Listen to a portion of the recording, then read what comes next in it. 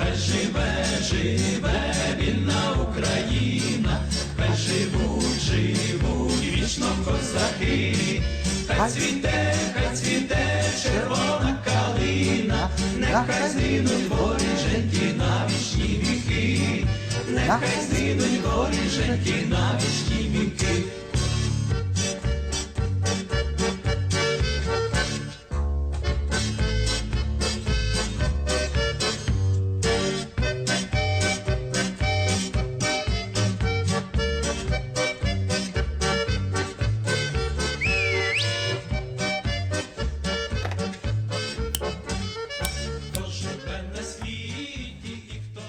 Hello everyone, and welcome to another installment of Freedom Alternative Research and Analysis. Now, the last trip to Ukraine has given me an aggressive flu, but it has also given me a lot more in terms of insight and knowledge, which I hope will be useful to some of you out there. First of all, it's Ukraine, not the Ukraine, just like it's Poland and not the Poland, and just like it's Italy and not the Italy. Now, if I want to be an asshole, I can say that those who say the Ukraine are using a malicious linguistic trick to downplay the sovereignty and independence of Ukraine. That's definitely the case with the Putinist shills polluting forums and other online spaces. But I won't be an asshole this time. Most people are just ignorant, and that can be dealt with.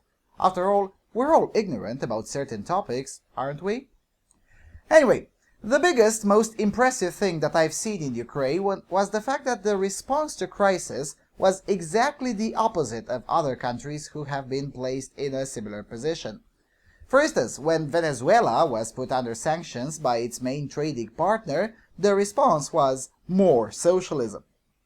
In Greece, when shit hit the fan and the long stream of unsound economic policies of the past had to be faced, the response by the populace was to put in power the most socialist option on the ballot box. Ukraine is in a combination of these two. It is under sanctions by its main trading partner, that would be Russia, and also has to face the long stream of unsound economic policies of the past. But the results are different. After 2 years of Poroshenko administration, there is no hunger or severe shortages of food like we've seen in Venezuela, and Ukraine's credit score has slightly improved, whilst the exchange rate for the hryvnia has remained rather stable with a slight tendency also towards improving. Whereas 1 year ago things were literally harsh, with as much as 37 hryvnia or hryvnias for a US dollar, sometimes even more than that on the black market, now the exchange rate is stabilized around the value of 26 hryvnias per dollar. Now this may seem a lot, considering that in February 2014 the exchange rate was at around 9 hryvnias per dollar. But here's the catch. In February 2014, one would buy hryvnias from the black market, where an exchange rate of 23 hryvnias for a dollar was rather the norm. And mind you, those were peace times, and at least in theory, times that were a lot more stable than now. In other words, the economic reality was hidden from the unknown public through an artificially low exchange rate. But the beauty of the black market is that nobody cares there what the national bank says. That's why the exchange rate on the black market is the one that matters.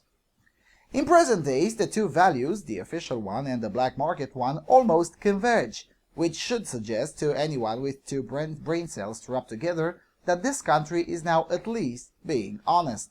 And that's a no small thing. Germany, for instance, has been lying to its citizens about the value of its currency since 1999. It's the official policy. In fact, in the EU, with the notable exception of Poland, Hungary, Romania, Croatia, and Great Britain, countries which at least maintain some sort of sanity and honesty in monetary policy, but not too much of it, everyone else in Europe is actually lying to themselves and their trading partners entirely about their currency. Someone will have to pay for that too. Anyway, going back to Ukraine, this honesty isn't free. It comes with trade-offs, and some of them are quite harsh. One of the trade-offs of honest currency right now is that it favors exports but cripples the imports. Now, Keynesian economists and populist politicians would tell you that it is fabulous to favor exports over imports, But this kind of autarkic mentality is not only outdated, but downright dangerous in modern times. Gone are the days when a nation could reasonably produce everything it needs whilst maintaining a first or even a second world standard of living. So, if you want queues on bread and North Korea style of living, then yeah, sure, autarky is great. And I'm talking purely in economic terms here. I'm not getting into politics yet. Now, the good news is that this doesn't appear to be intentional, which means that the market will balance itself out quite soon, and by soon I mean the next 6 to 8 months. The bad news is that until that happens, some nasty things are bound to continue. One such nasty thing is the shortage of vaccines, which is endemic in Ukraine right now, as the country relies mostly on aid of such products, predominantly from Romania and Poland. You see, back in the days, virtually all of these products were imported cheaply from Russia. Once the sanctions kicked in, the only option now for Ukraine is to buy them from the European Union. And here's the catch. Most of these products are forced by Brussels to be sold in euros, even if they're made in Bucharest or Krakow, and could thus sell them in lei or in zloty. And thanks to the highly dishonest monetary policy practiced by Frankfurt, vaccines are thus super expensive for the purchase power of the Ukrainians, who are using a currency which is managed a little bit more honestly.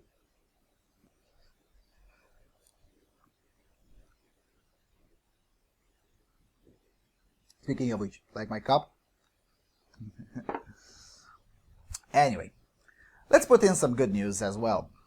The so-called liberal professions are in many regions, or oblast, well, liberal. So, do you know how to fix electrical installations and want to make money out of that skill? Well, good luck. Just do it, find your clients, and start working. You have a car and want to make it a taxi? Well, buy a taxi sign, it's just a few dollars at the hardware store, make sure you have a Ukrainian plate, and, well, good luck. Can you build or fix indoor plumbing? Same thing. Good luck. Post ads, find your clients, and start working. We won't be asking you any questions as long as you don't demand welfare. And guess what? This policy actually made miracles. Freeing the small businessman entirely has not only allowed people to make good money and avoid personal financial depression, but it even created smaller apprentice jobs that could have never existed nearly 3 years ago. Now, progressives will definitely scorn on this, since most of the jobs created this way went to middle-aged white men, which was the hardest hit demographic when the economic depression hit. Some would say that this relatively decent situation, given the circumstances, is due to EU aid, but they would be wrong. The total amount of Western aid powered into Ukraine in the last 18 months barely exceeds 1.5 billion euros. Of which half of it is not in cash but in military hardware and personnel training. The other half is divided between humanitarian aid offered in goods and services by various countries of the EU or by the United States, and indeed around 600 million euros in cash by the European Commission. And mind you, Ukraine has to pay that 600 million back at some point in time. Now let's compare that to Greece, a country 4 times smaller than Ukraine population-wise and 6 times smaller surface-wise. Greece just unlocked 2 months ago an aid pack of 86 billion euros.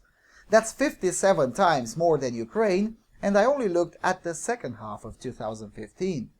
And the standard of living in Greece continues to fall, going way below the one of Ukraine in many areas. And mind you, Greece is not in a state of war. The comparison with Greece is not accidental. The two have a lot more in common than they wish to admit. They're both Orthodox nations, and they both had to deal with refugee crisis in recent times, though Ukraine's refugees were a lot more real than Greece's. Moreover, Ukraine has a much harsher climate, both politically and meteorologically. The world would literally end if Athens would have to suffer even for 1 day the weather that is the standard in January in Kiev. Speaking of cold weather, one would expect a country without significant natural resources and with sanctions from its main supplier of energy and at war with that supplier to suffer electricity shortages or fuel shortages. Well, if that happens, I haven't seen it, nor has any Ukrainian I spoke with ever heard of such thing since the fall of the Soviet Union. Transportation also has actually improved, and electricity is abundant and cheap. In fact, electricity is so cheap that I'm afraid to even say the price that Ukrainians pay for it, for fear of not making Germans feel very envious. But then again, Ukraine is led now by people who actually like their country, as opposed to mad ideologues who cite fear of tsunamis that never happened in the past to justify crippling the nation's electricity supply, which is exactly what Merkel did when she ceded ground to eco-Marxists and shut down Germany's nuclear power plants. Another thing that has almost disappeared from Western European villages, thanks largely to utterly insane laws, rules and regulations, is the villages as factories, which still do exist in Ukraine. Now obviously not all villages are like that, perhaps not even half of them, but it is not uncommon at all to pass through a village in which almost every household has something homemade for sale, be it food or even complex products. I actually passed through a village in which almost everyone manufactured and sold church items for all Christian denominations. The villagers told me that they'd actually need more workers in order to fill all the orders that they have. Needless to say, nobody was poor in that village. And given that the cheapest iconostasis manufactured there costs around 22,000 euros, I would say their niche isn't bad at all. Oh, and I haven't talked about the tourism revenue yet. I mean, after they lost Crimea, which was the tourist center for the country, the people, free people amongst themselves, started looking around the big country and found out that the place is filled with historical sites that could each of them generate revenue if marketed accordingly. There are thousands upon thousands of citadels, tombs, old houses turned museums, and other items from various periods when various portions of modern-day Ukraine belong to one of the current neighboring nations. Just visiting those in one region can take several days. Visiting the entire country requires quite a hefty budget and a month or two at your disposal. And they just started rediscovering all of these. Now, just listing the places that I have seen or will see throughout this year would take half an hour at the very least. And I didn't aim for the whole country, just 4 regions. There are 27 of them in total.